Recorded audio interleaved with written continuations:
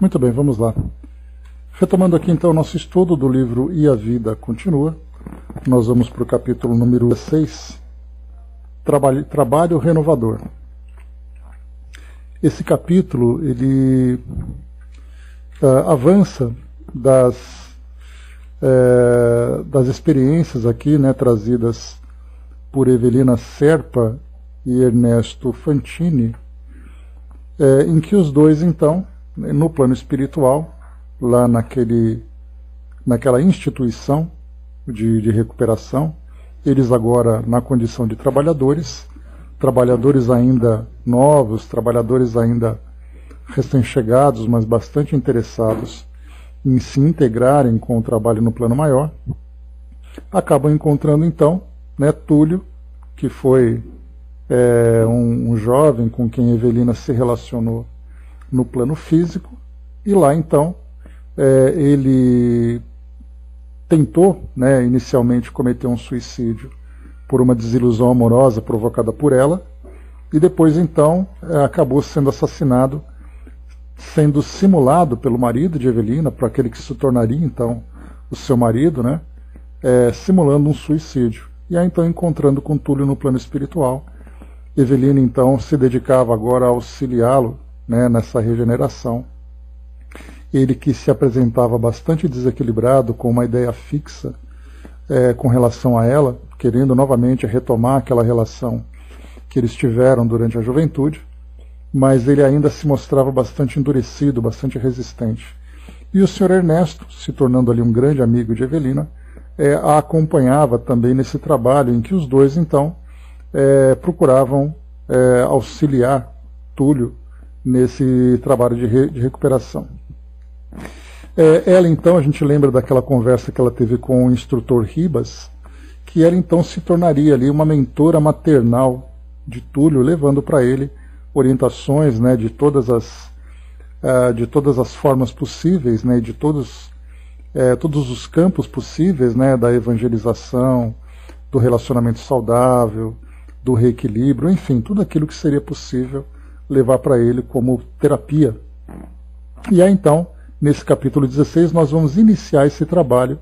Ele que se encontrava isolado lá naquela clínica, tendo sido levado, né, daquela região do plano espiritual bastante perturbadora, né, então ele estava muito bem ali afinizado com aqueles espíritos. Ele foi então levado para esse hospital, levando ainda essa ideia fixa, e então ele se encontrava isolado para iniciar esse trabalho de renovação. Então vamos a ele. Aqui é o nosso capítulo. Vida nova começou para Evelina e Ernesto, especialmente para Evelina. Indispensável auxiliar Túlio, abençoá-lo, renová-lo. Para isso, os dois amigos se matricularam em colégio de estudos preparatórios de mais altas ciências do espírito. Radiantes de esperança e entusiasmo, adquiriam conhecimentos em torno de evangelização, reforma íntima, sintonia mental, afeição, agressividade, autocontrole, obsessão, reencarnação.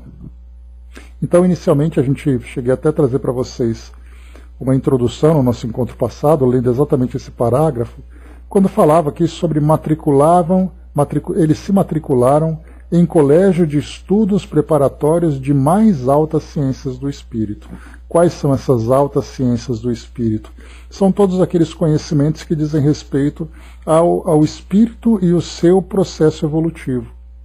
Aqui em especial nós vemos então desses temas: evangelização, reforma íntima, sintonia, afeição, agressividade, autocontrole, obsessão e reencarnação como sendo os temas que são ali importantes para esse trabalho específico. Mas nós poderíamos citar outros tantos, né, como por exemplo mediunidade, poderíamos falar sobre planos superiores, poderíamos falar sobre provas e expiações, poderíamos falar sobre assuntos dos mais variados, né, das esferas do plano espiritual, das mais elevadas até as mais inferiores. Então, quando se fala sobre altas ciências do espírito, nós poderíamos imaginar que esse instituto, esse colégio de estudos preparatórios, olha só que interessante, então são os estudos básicos relacionados com esses temas.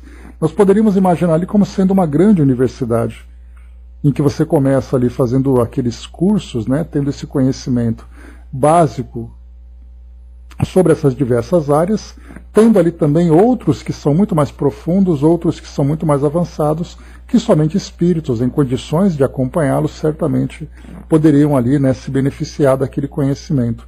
No caso deles, então, tiveram esse estudo.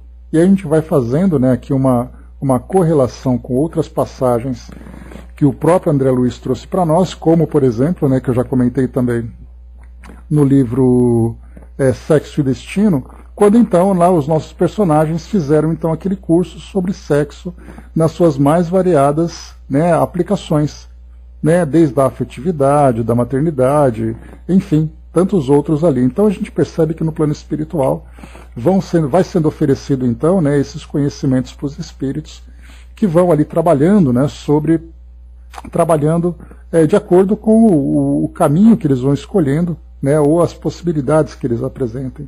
Algo que não foi citado também aqui é aqui ele fala sobre reencarnação, mas nós poderíamos também falar sobre desencarnação, né, imaginando, por exemplo, que quais são os temas que poderiam ser abordados quando se fala em desencarnação, não apenas o processo fisiológico em si, mas as próprias condições dos espíritos que desencarnam, né, ora como suicidas, ora como espíritos já em idades avançadas, que desencarnam abruptamente, que desencarnam de uma forma mais pacífica, mais harmoniosa, enfim, né, olha quantos temas são interessantes sobre altas ciências do espírito. Então me chamou bastante a atenção sobre todas essas possibilidades de conhecimentos, né, que são oferecidos,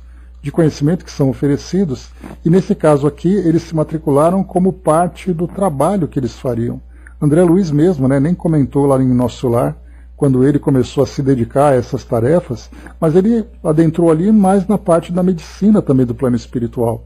E nessa medicina a gente pode lembrar, né, sobre o corpo perispiritual, sobre magnetismo, sobre fluidoterapia, né, e tantas outras práticas também que são aplicadas, né, na medicina espiritual. Então, são áreas de conhecimento das mais abrangentes, das mais vastas, que nós sequer imaginamos, mas que é oferecido também no plano espiritual, em vários graus de conhecimento, desde os mais básicos até os mais avançados. Imaginando, por exemplo, o Dr. Bezerra de Menezes fazendo um curso. Qual seria o curso que ele se matricularia e qual exatamente ali o grau de conhecimento que ele teria? Né, a gente lembra a Joana de Ângeles, que fez ali curso de psiquiatria com Freud, como ela comenta num dos seus livros.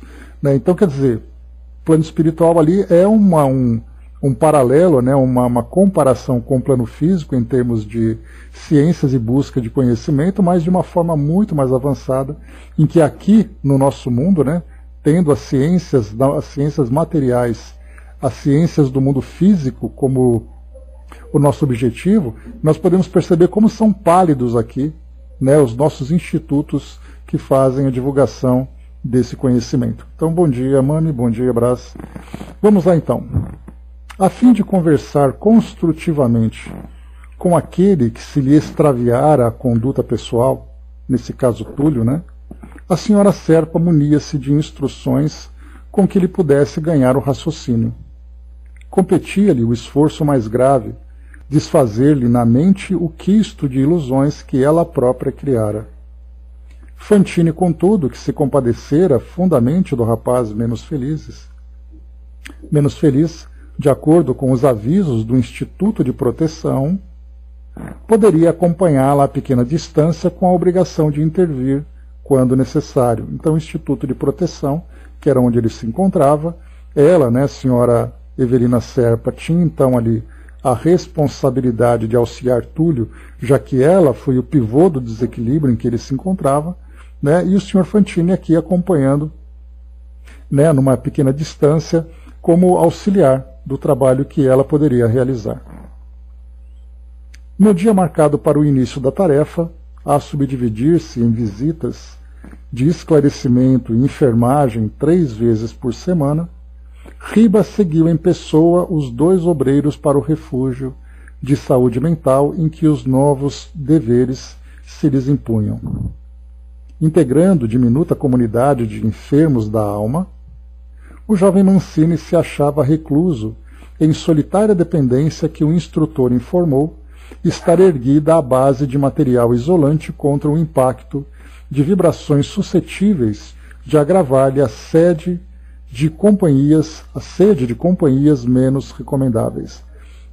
Então vamos aqui também algo importante da gente observar. Então primeiro aqui, diminuta comunidade de enfermos da alma. Então quando nós falamos sobre doenças da alma, a própria Joana já escreveu sobre isso também, trazendo ali, né, desequilíbrios de várias ordens que afetam, né, o nosso psiquismo, as nossas emoções, de uma forma profunda, que aqui, por exemplo, né, no nosso mundo físico, acaba se revertendo, né, nas nossas condutas desequilibradas, né, nos nossos estados de saúde mental, enfim, né? E no plano espiritual não é diferente. Nós vamos encontrar também espíritos que levam daqui do plano físico esses desequilíbrios, podendo ser agravado no próprio plano espiritual de acordo com as afinidades que o espírito então encontra, né, do seu próprio estado, agravando aquilo que ele já sente. Então ele é levado para essa comunidade, para esses postos de socorro, para serem então devidamente atendidos.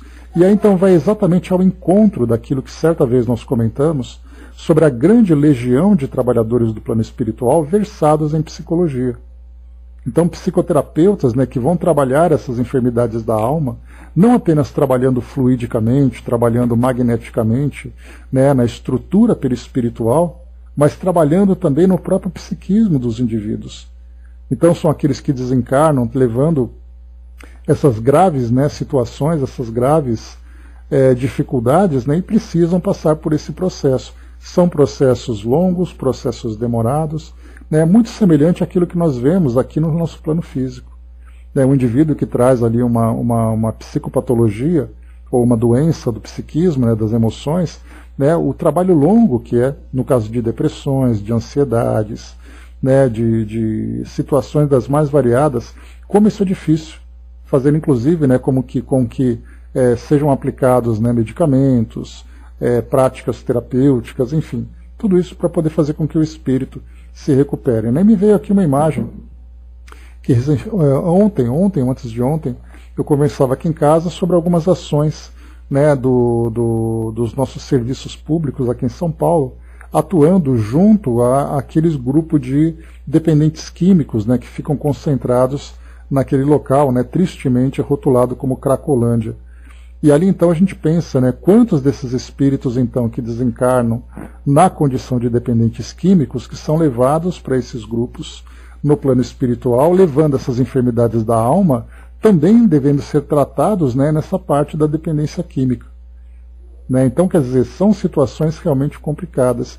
E é bastante interessante quando a gente começa a esmiuçar um pouco mais essas estruturas, essas tarefas, né, no plano espiritual, para a gente poder ver exatamente tudo aquilo que existe de infraestrutura e também de especializações para atender aqueles que saem daqui do plano físico para lá, levando esses desequilíbrios. Então nós causamos aqui os transtornos ou damos continuidade aos transtornos que no passado foram criados, para depois no plano espiritual sermos então internados nessas instituições para começarmos a recuperação.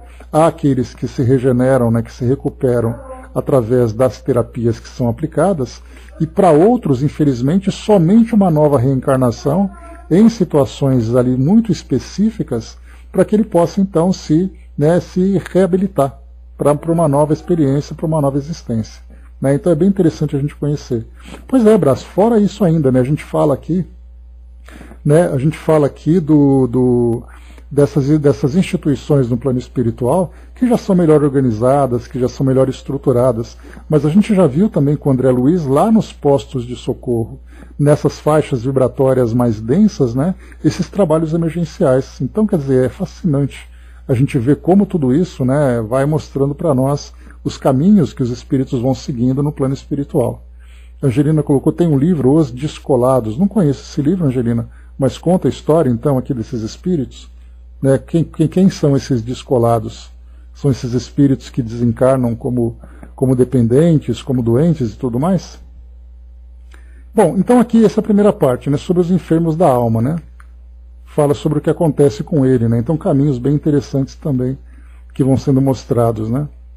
Bom, um outro ponto aqui também, o jovem Mancini, que é o Túlio, se achava recluso em solitária dependência, que o instrutor informou estar erguida à base de material isolante contra o impacto de vibrações suscetíveis de agravar-lhe a sede de companhias menos recomendáveis.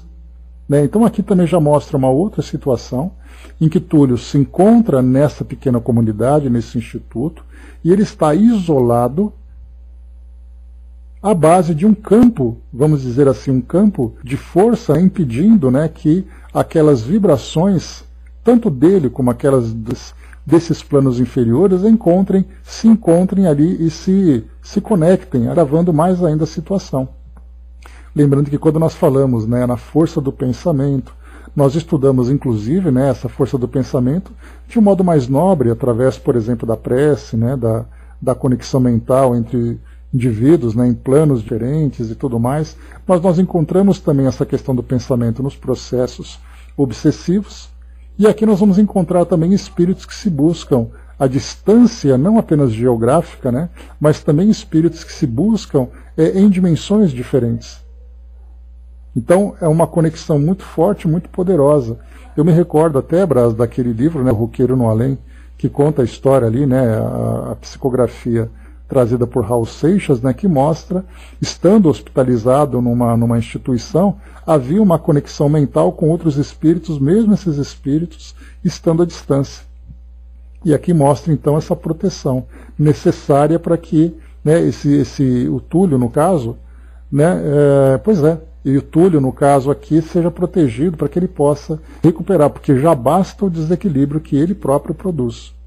Seria muito mais grave ainda se ele continuasse sendo alimentado por essas vibrações mais densas de onde ele saiu, naquele plano, naquele ambiente onde ele se encontrava. Então há essa proteção. E aqui me fez lembrar também, no Nosso Lar, nós temos uma passagem ali em que André Luiz comenta sobre a Segunda Guerra Mundial que estava acontecendo naquele período.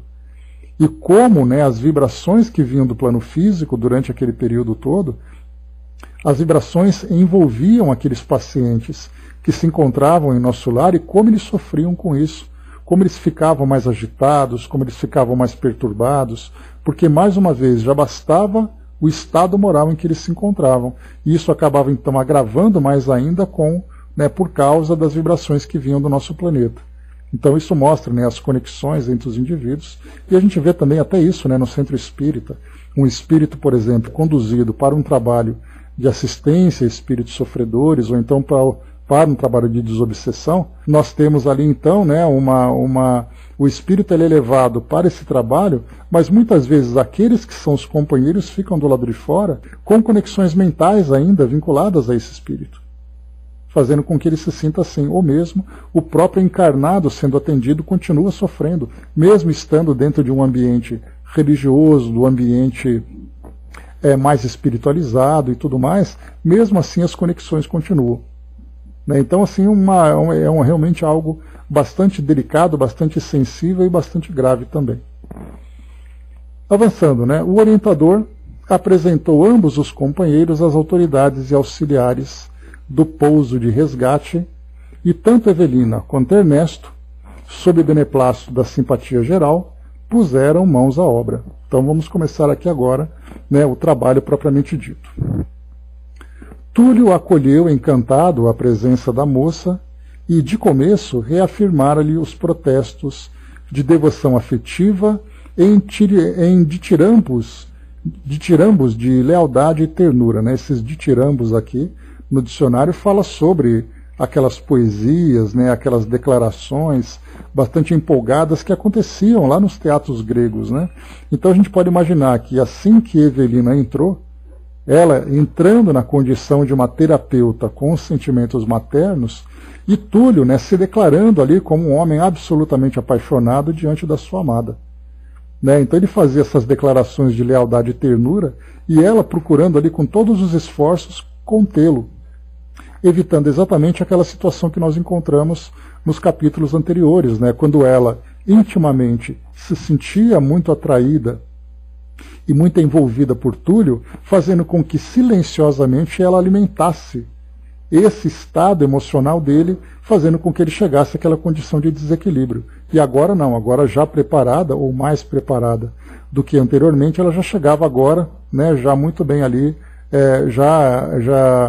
antecipando essa situação e evitando, né, que isso pudesse acontecer.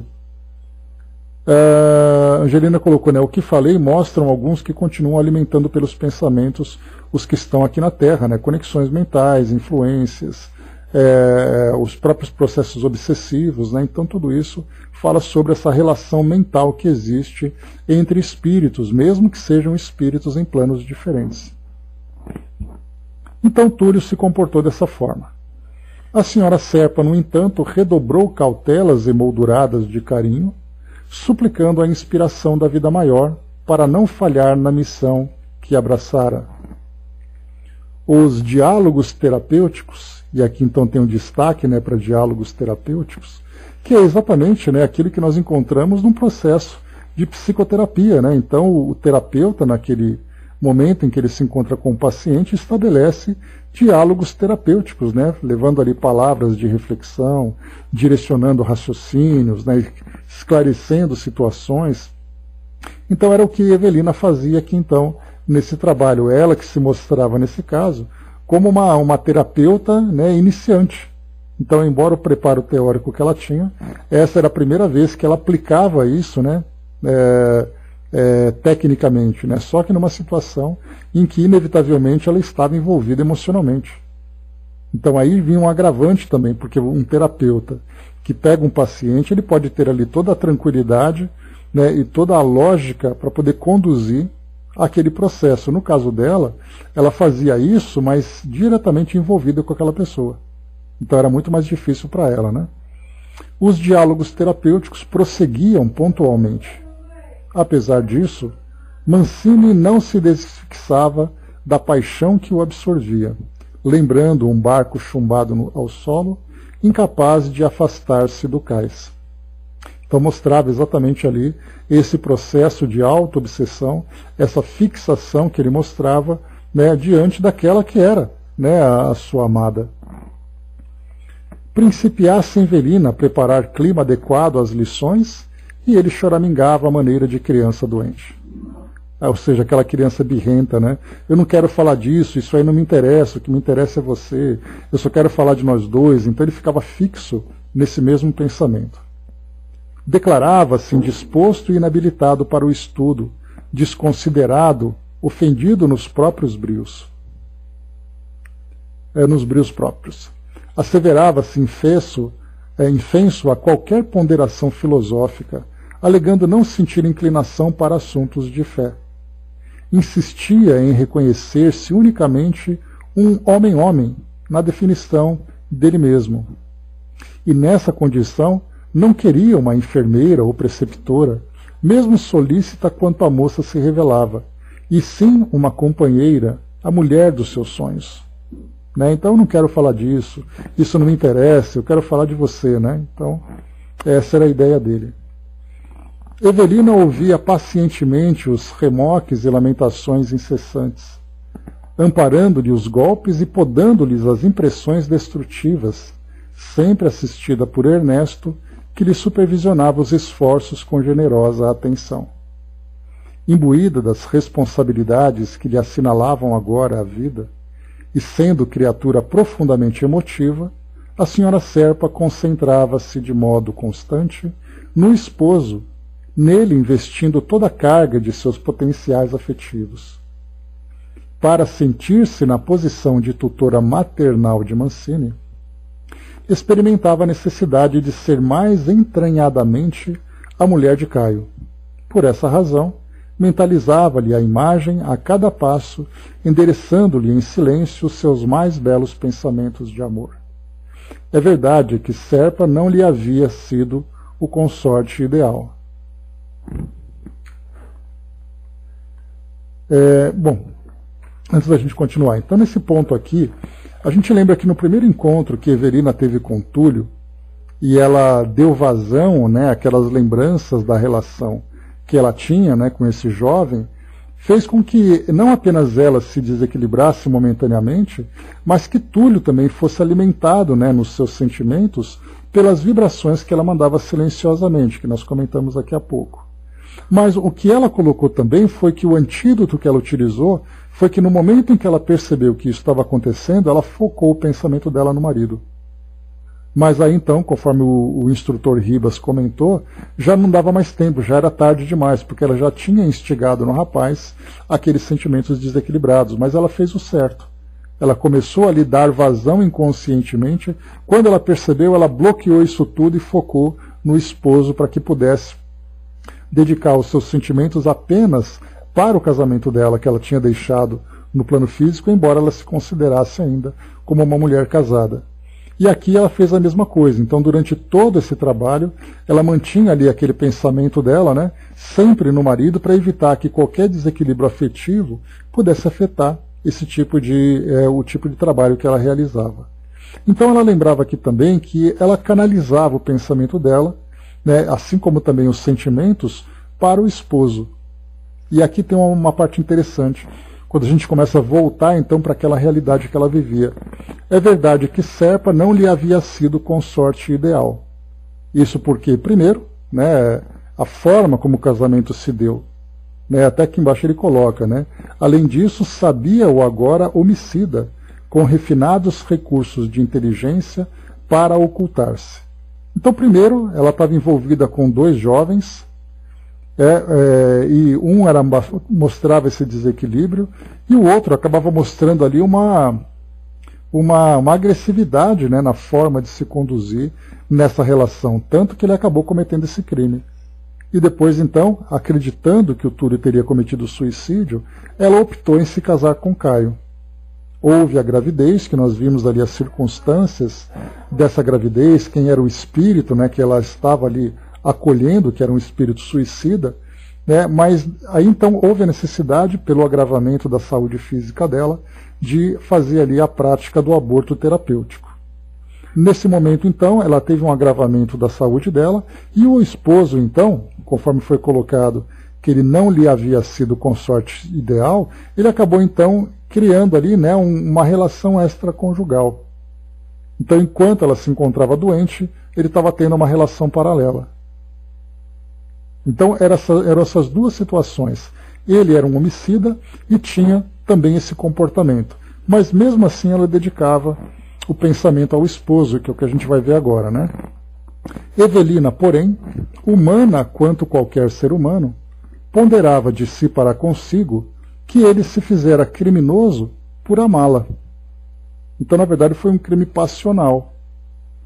Eliminara a existência de Túlio para disputar-lhe o coração em agoniado lance afetivo. Aspirava a revê-lo em pessoa, aurir-lhe o calor da presença, a fim de revigorar-lhe para os embates morais a que se confiava. Entretanto, por mais solicitassem permissão para visitar a família terrena, Fantine e ela obtinham regularmente a mesma resposta dos mentores, qual seja, muito cedo.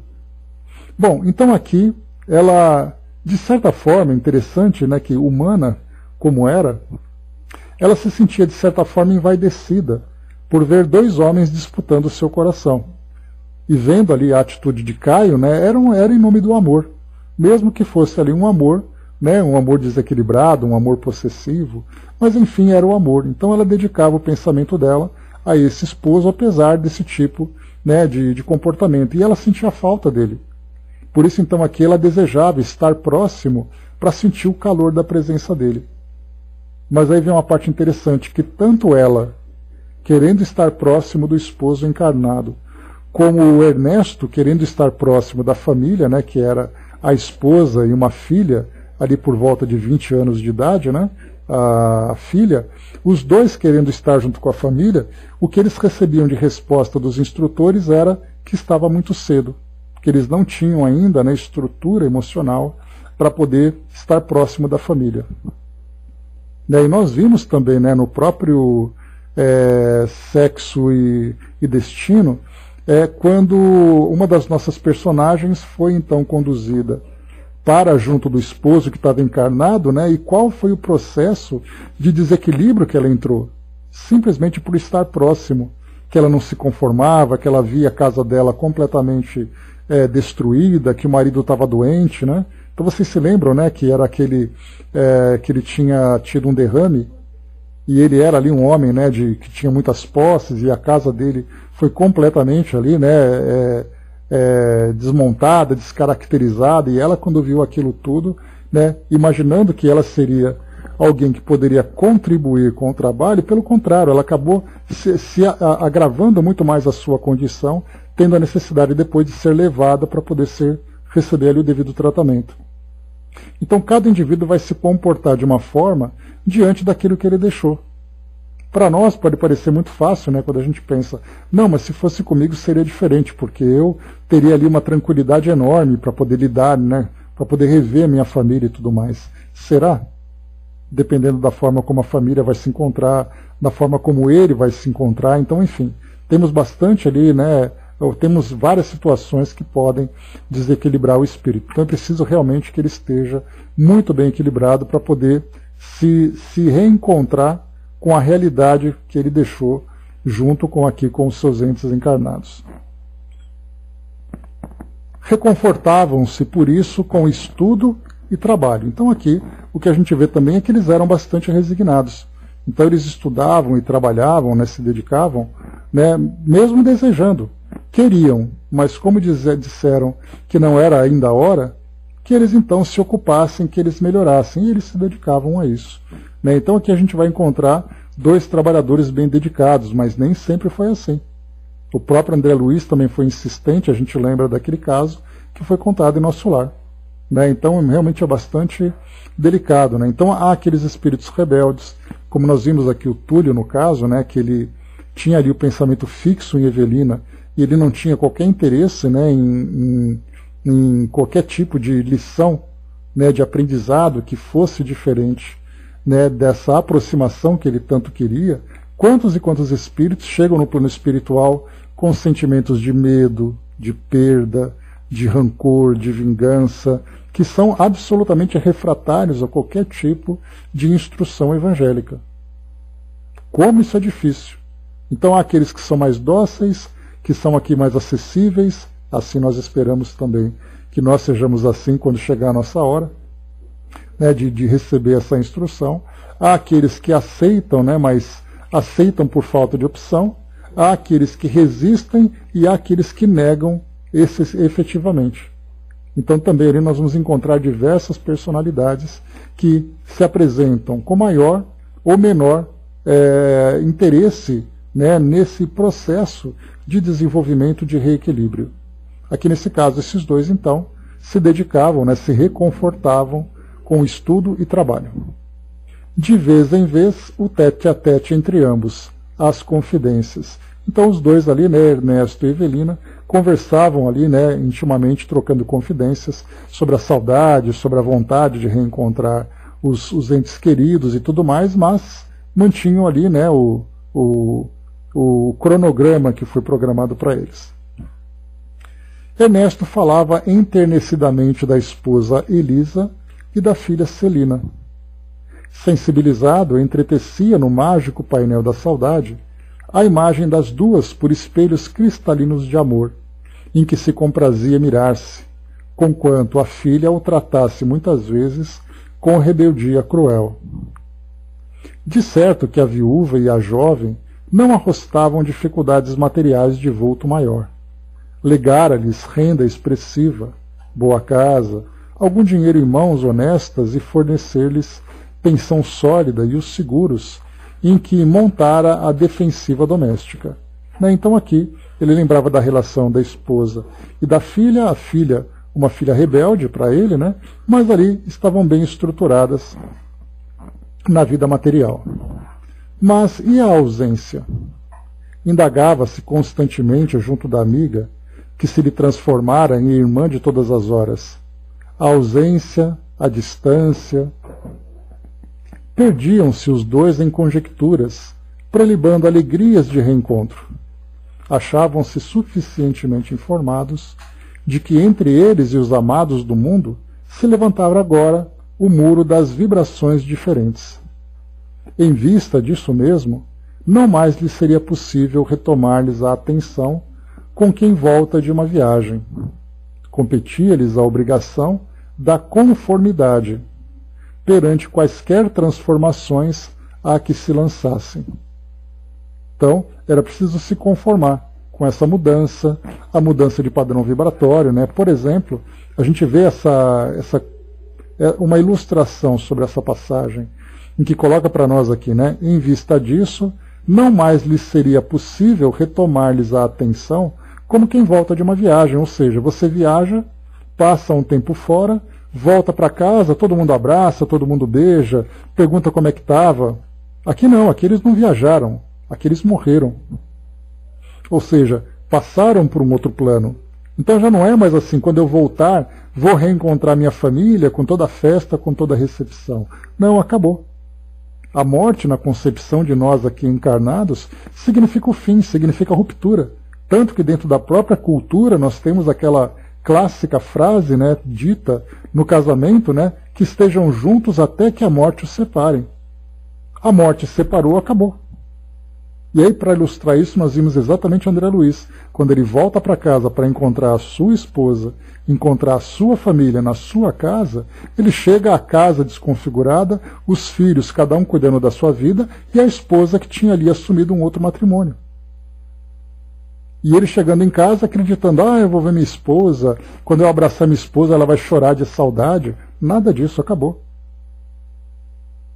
Por isso ali, competir-lhes a obrigação da conformidade perante quaisquer transformações a que se lançassem. Então, se conforma porque já não é mais a mesma coisa. Nesse sentido, até ali, haviam registrado as mais diversas narrações de mortos que procediam da terra, desacoroçoados e tristes ante a impossibilidade de serem vistos, ouvidos, assinalados, tocados pelos parentes. Então é interessante que eles começavam então, da mesma forma que aconteceu com eles, né? Quando eles chegaram nessa colônia, eles ficavam se perguntando, né, onde nós estamos? Cadê a nossa família? Eu quero falar com o médico, eu quero falar com meu marido, com a minha esposa.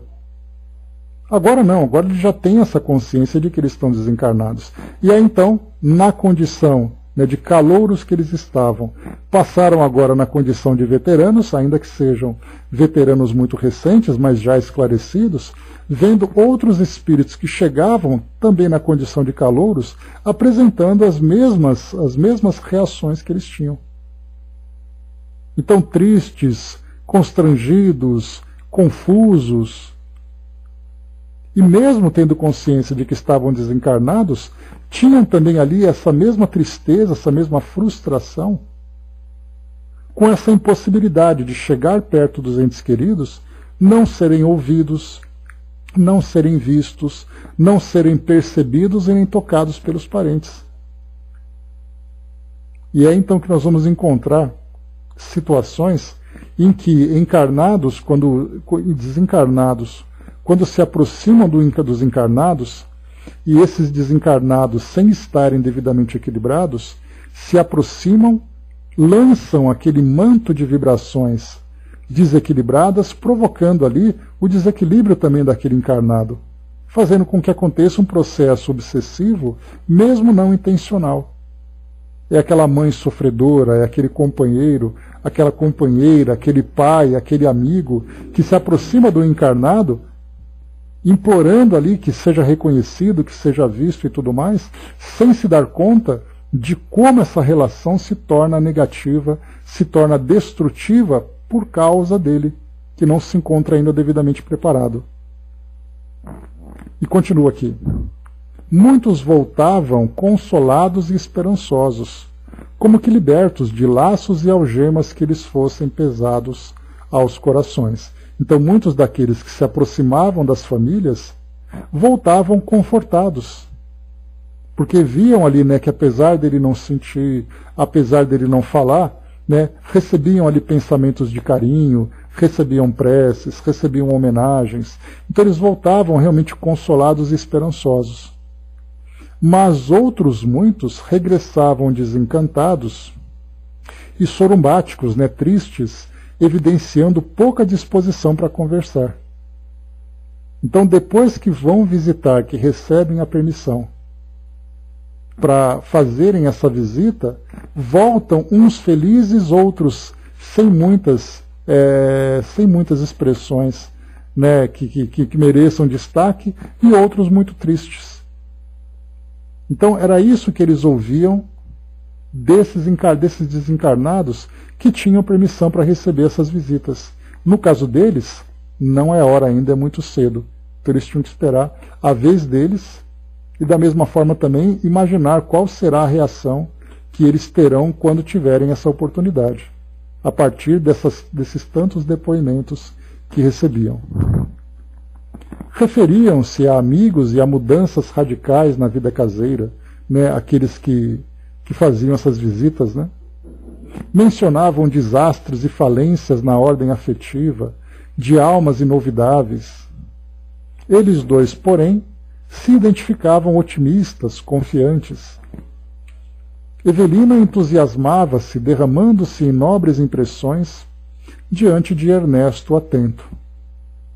Caio, na opinião dela, caíra em deslizes. Todavia, reabilitara-se-lhe no conceito de esposa pelo alto gabarito de ternura e abnegação a que se elevara durante os últimos dias da enfermidade que lhe fora fatal ao corpo físico. Em verdade, podia ter sido desleal durante algum tempo, lá isso podia.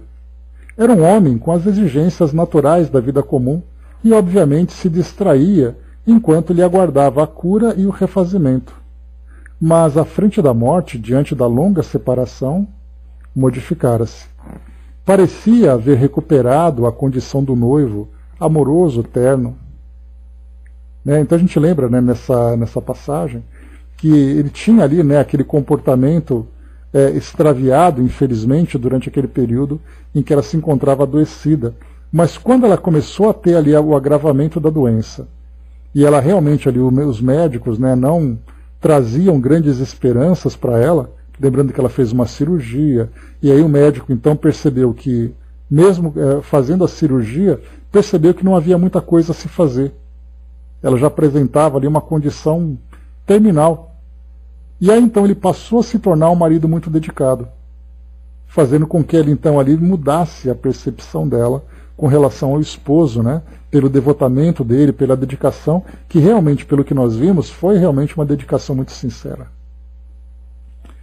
E Evelina, ao contemplá-lo com os olhos da imaginação, supunha-o agoniado e infeliz, no anseio de livrar-se da carne, a fim de recolhê-la nos braços. Então, olha a expectativa que ela está criando. Então, aquele marido que ela viu nos últimos momentos da sua existência física, aquele marido carinhoso, era essa imagem que ela trazia no seu pensamento agora. Que ela pensava assim, né, que ele não via a hora, já que dizem, né, que quando você morre, você encontra as pessoas que você ama, então ela fica imaginando que ele não vê a hora de morrer para poder encontrar com ela, para abraçá-la e tudo mais. Então a gente já começa a perceber que ela começa a criar as expectativas. Não sei qual vai ser o desdobramento disso. Mas a gente vê exatamente isso. Esperamos que ela esteja certa. A gente torce pela personagem, né? Para que ela realmente receba essa mesma, ela tenha essa reciprocidade dos sentimentos que ela alimenta.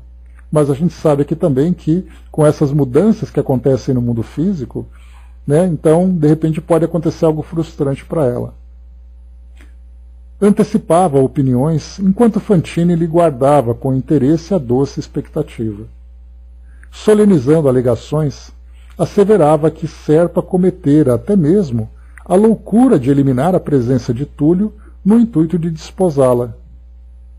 Fora isso terrível calamidade, fora. No fundo, porém, Evelina mostrava traços inequívocos da vaidade de sentir-se querida. Aquilo que eu falei para vocês, né? Ela se sentia ali no meio de dois homens disputando o coração, a ponto de um cometer um crime tão horrendo, né? Em nome do amor que sentia. Então, no fundo, ela se sentia ali um pouco envaidecida. declarava resoluta que, tal qual se esforçava por Mancini, desvelar-se-ia mais tarde por Serpa, esmerar-se-ia em ajudá-lo em qualquer reparação que se fizesse precisa. Então ele se dedicaria da mesma forma ao esposo, quando retornando ao plano espiritual, viesse a passar por qualquer tipo de sofrimento por causa do crime, né? Até porque ela mesma foi ali o objeto, né? Foi ali a causa desse crime, né? Já que ela estava sendo disputada. Já Ernesto volvia então a biografar-se, contando histórias do lar. Amava a esposa entranhadamente e confessava que praticara muitos disparates quando mais novo, de maneira a preservar a tranquilidade doméstica. E a filha? Celina era uma bênção que lhe acalentara o coração na madureza.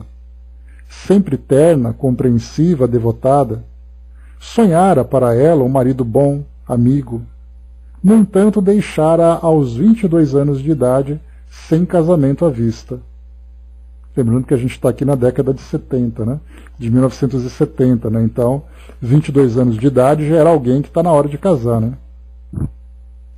Conquanto a dor de pai, distanciado de casa, depunha na filha a maior confiança. Não lhe temia o futuro. Além de provida com mesada apreciável, lecionava inglês com maestria, ganhava dinheiro e sabia guardar.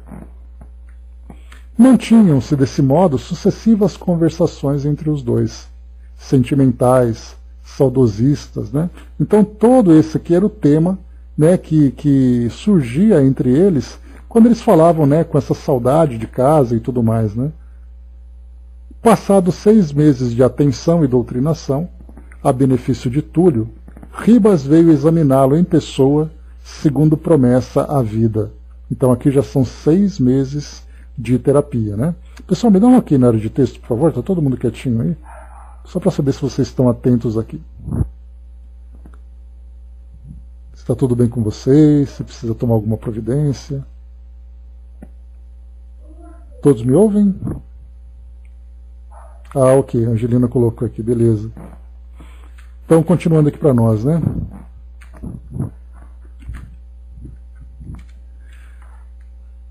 Após verificar a pontualidade e a eficiência de Evelina, através de anotações referendadas pelas autoridades orientadoras da casa, penetrou o aposento do enfermo, categorizado para ele como médico em acurada inspeção.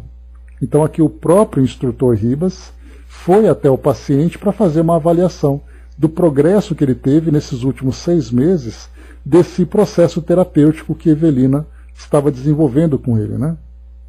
Ao primeiro olhar, porém, reconheceu que Mancini apresentava escasso proveito com as lições recebidas. Apático denunciava na mente uma ideia central, Evelina.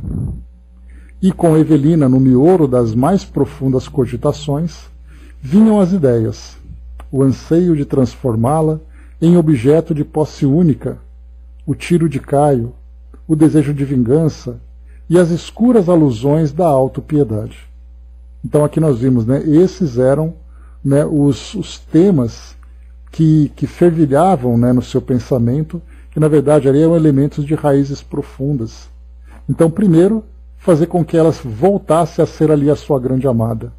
Depois se lembrava da causa da sua desencarnação, que foi o assassinato. Depois vinha o desejo de vingança. E depois aquelas alusões de autopiedade, que eu sou um coitado, que eu sou um sofredor. Então ele pensava unicamente nisso e essas eram as suas fixações. Ribas não descobria a mais ligeira fresta naquele coração pesado de angústia para filtrar um só raio de otimismo e esperança. Aqui a gente vai lembrar, fazendo um paralelo, da prima de Lísias lá em Nosso Lar, que ela tinha desencarnado logo após ali o noivado, ou às vésperas do casamento, né, porque ela estava até, se não me engano, ali usando roupa de noivas, né, que André Luiz relata. O pensamento dela era unicamente voltar para o marido e consumar o casamento. A ponto até dela tentar seduzir André Luiz para que pudessem fugir de lá e cada um ali seguir o seu destino. Então ela estava realmente também ali nesse processo de auto-obsessão, né, com raízes profundas também, com difícil acesso a qualquer outro tipo de pensamento ou sentimento. Às primeiras manifestações do inquérito afetivo, respondeu ao instrutor com a frieza de um doente que se sabe sem cura. Qual, doutor? Sem Evelina comigo, nada consigo entender. Se ouço o Evangelho, penso que ela só, é o anjo capaz de salvar-me. Se anota ensinamentos acerca de autocontrole, vejo-a no pensamento como sendo a única alavanca bastante forte para governar-me. Se escuta exortações de fé, a fé, acabo querendo-a para meu reconforto exclusivo. Se recebo esclarecimentos em torno de obsessão, termino a aula confessando a mim mesmo que, se pudesse, largaria este hospital a fim de persegui-la e tomá-la em meus braços, ainda que para isso devesse caminhar até os derradeiros confins do mundo. O mentor sorriu paternal e aconselhou calma e equilíbrio. Reflitamos, meu filho, que somos espíritos eternos. Urge conservar a serenidade, paciência. Felicidade é obra do tempo, com a bênção de Deus. O rapaz revidou ácido e reverente. Não pedira, não aceitava conselhos. Hábil psicólogo, Ribas despediu-se. À noite esteve com os amigos e elogiou o trabalho de Evelina. Então aqui a gente vai encontrar também, quantos e quantos são aqueles que no plano espiritual mostram, essa resistência a qualquer tipo de mudança, mesmo que suas vidas estivessem pautadas em escolhas que gerassem muito sofrimento. Essa fixação fazia com que esse sofrimento continuasse sendo alimentado e vivenciado, como desencarnado agora. Feito o elogio aqui a Evelina, a empresa de reeducação fora efetuada com segurança. Túlio, entretanto, não reagira construtivamente. Mostrava-se abúlico, embutido nas fantasias que estabelecera em prejuízo próprio. E terminou dizendo para Fantine e a senhora Serpa que o ouviam atentos. Não vejo qualquer interesse de Mancini na permanência aqui. Forçoso envidarmos esforços para que aceite voluntariamente a miniaturização. E André Luiz traz aqui uma nota de rodapé. Miniaturização ou restringimento no plano espiritual significa estágio preparatório para a nova reencarnação. Então a gente viu aqui, como eu comentei com vocês lá no início, muitos desses processos terapêuticos que são aplicados acabam, por não obterem ali o devido resultado, traçando ali um novo planejamento reencarnatório. Isso porque não é pelo fato da reencarnação em si do espírito ter como perspectiva um bom aproveitamento de uma reencarnação, mas estando reencarnado, esquecimento do passado, distanciamento vibracional com aquela que é o objeto da sua fixação, as influências do meio, como nós vimos também lá no começo, que a própria Evelina e o Sr. Ernesto receberam como orientação do que acontece quando o espírito reencarna. Que tudo aquilo que ele sofre, do esquecimento, porque o próprio Ernesto, conversando com Cláudio, que era ali o instrutor, ele perguntou, mas espera aí, se eu estou desencarnado, não é natural que quando eu chegue aqui no plano físico, no plano espiritual, eu recorde de tudo aquilo que eu vivi como espírito? E aí então o instrutor Cláudio traz para ele, não é bem assim. Porque a reencarnação é realmente um processo que acaba ali, obscurecendo todas as lembranças e ideias que o espírito traz das suas existências anteriores. Então, sem dúvida, ele traz muitas impressões que são muito marcantes no seu psiquismo, da sua personalidade, das suas tendências, dos seus medos, das suas conquistas, das suas alegrias, mas ele não se lembra dos fatos. Então, no caso aqui, Túlio, a reencarnação é para ele um processo terapêutico, embora ele não vai conseguir se desvincular de tudo aquilo que ele vivenciou anteriormente de um modo pleno. Joana, né, quando ela fala nos seus livros sobre as condições emocionais que nós vivenciamos aqui no mundo físico, ela lembra, né, que muitas das situações que nós trazemos agora acabam sendo resultado daquilo que nós vivemos anteriormente. Então são fobias, ansiedades, depressão, por exemplo, que ela fala que são doenças da alma. Então o indivíduo que vive determinadas situações aqui no mundo, isso tudo acaba sendo resultado daquilo que o espírito traz armazenado, né, no seu inconsciente. Então ele não se lembra do porquê, mas ele traz as impressões daquilo que ele vivenciou. No caso de Túlio, ele vai viver uma nova reencarnação e trazendo ali, né, a possibilidade de receber ali a influência que vai moldar a sua nova personalidade. Ele, lá no fundo do coração, no fundo da sua mente, vai ter alguma coisa que vai incomodá-lo. É aquela falta de alguém, aquela necessidade de estar em algum lugar, fazendo alguma coisa, enfim. Cada espírito, então, vai mostrar ali, né, quando ele traz essa fixação, essas dificuldades. Renascer? Redarguiu Evelina, assustada. Será preciso tanto? E Ribas, nosso amigo está mentalmente enfermo, profundamente enfermo, traumatizado, angustiado, fixado. O remédio será começar de novo. Ainda assim terá dificuldades e desajustes pela frente. O benévolo mentor não traçou advertências nem articulou qualquer sugestão. E tanto Ernesto quanto Evelina, enfronhados agora nos imperativos de provas da reencarnação, silenciaram de chofre, pensando. Então aqui nós concluímos esse capítulo 16, agora exatamente com essa orientação. Né? Muitos espíritos, então, nós vimos até André Luiz, não sei qual livro desses últimos que nós estudamos, ele se encontrava num plano de muito sofrimento, e ele estava ali estagiando, né, fazendo uma visita a um posto de socorro, e um espírito então chegou de maca naquela que seria ali a sala de emergência. Né? E ali então o espírito, não apenas com o pensamento completamente desequilibrado, com as ideias desequilibradas, mas também o seu próprio perispírito até mesmo deformado, tamanha a sua fixação. E ali o que André Luiz recebeu de orientação é que o espírito seria naturalmente conduzido para uma nova reencarnação, para que essa reencarnação fosse inicialmente o molde que o auxiliaria no refazimento, no seu reequilíbrio.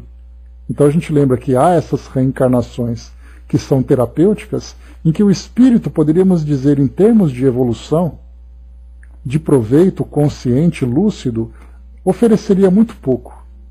Mas dada a condição dele, essa reencarnação seria para ele parte de um processo que ele começaria no plano físico, voltaria ao plano espiritual, poderia voltar ao plano físico e ficar nesse processo até o momento em que ele começasse a mostrar uma lucidez na razão. E aí sim, uma reencarnação devidamente programada, com objetivos, aí sim seria oferecido para que ele pudesse aproveitar. E é aí que a gente vai encontrar então nesse caso, né, que é essa reencarnação compulsória. Primeiro, no caso aqui, Túlio seria convencido, tentariam convencê-lo de que esse seria